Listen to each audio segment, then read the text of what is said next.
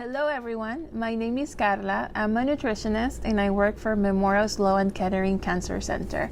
There I help people eat well before, during, and after their cancer treatments. Today we're here at Urban Health Plan's Teaching Kitchen. Urban Health Plan is a network of community health centers in the Bronx, Queens, and Harlem. And we have partnered together to bring you these healthy recipe videos. So let's get cooking. So today we have cream of broccoli soup, and this cream of broccoli is vegan, so we're not going to use any animal products in this recipe. These are the ingredients. We're going to start with a head of broccoli that I chopped up. For this one I only got the florets, but you can also use, if you get a whole broccoli including the stem, you can actually use the stems for the soup. Just chop them all up and you can add them to your soup. And we have 1 medium onion chopped. It's about 1 cup of chopped up onions. You can use more or less depending on what you prefer. And then we have garlic. I use about 1 to 2 garlic cloves that I minced. Again, you can use more or less, whatever your heart tells you. And to add that creamy texture to this cream of broccoli, we're gonna use potatoes. Here, just 1 potato, 1 large potato. I have it here with water to avoid browning. This is a good trick if you're gonna prepare all the ingredients and you wanna chopped up your potato ahead of time. It's important that you put it under water so to avoid contact with oxygen, and so it won't turn brown. So I have 1 large potato that I peeled and I chopped up into 1-inch pieces,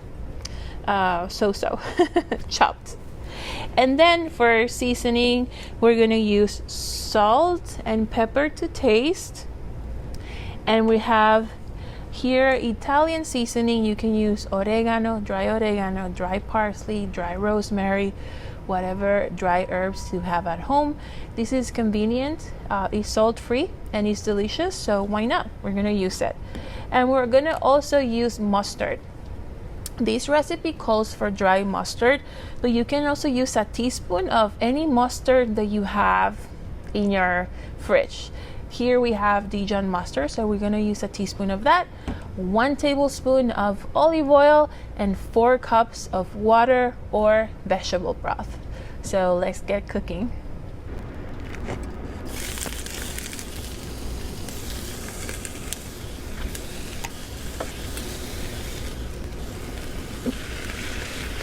It's a great idea to start the soup by adding the dry herbs and spices and mixing them with all the vegetables before we add the broth, because this will add more flavor. It will wake up the flavors of the dry herbs and it's going to add more flavor.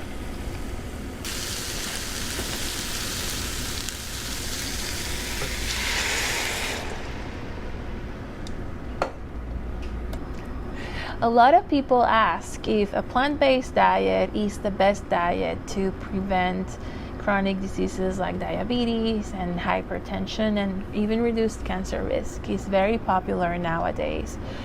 But there's really a misconception that plant-based is equal to a vegan diet, and not necessarily.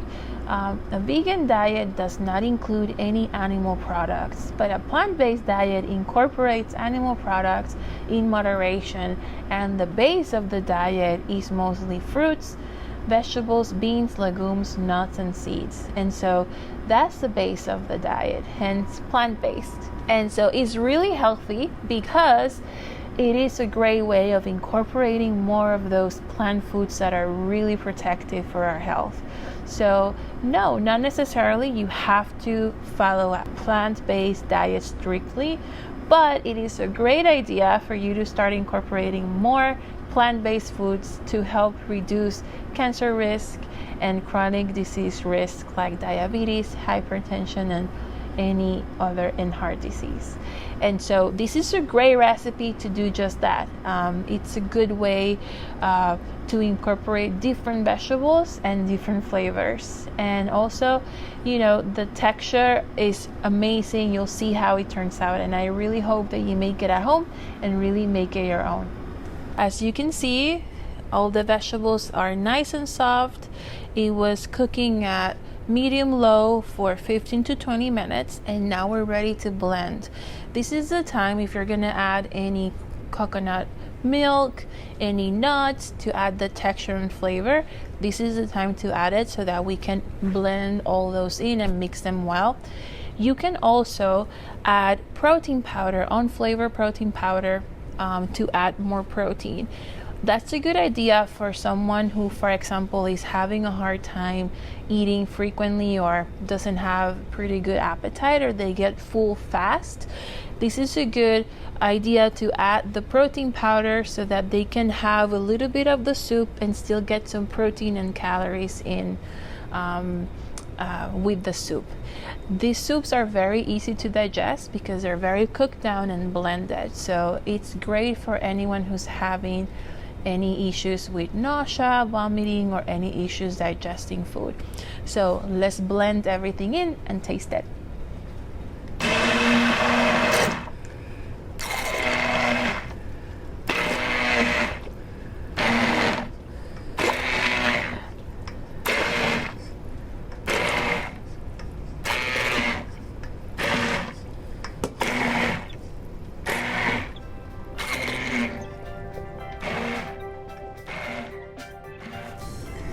Thank you so much for joining us and cooking with me.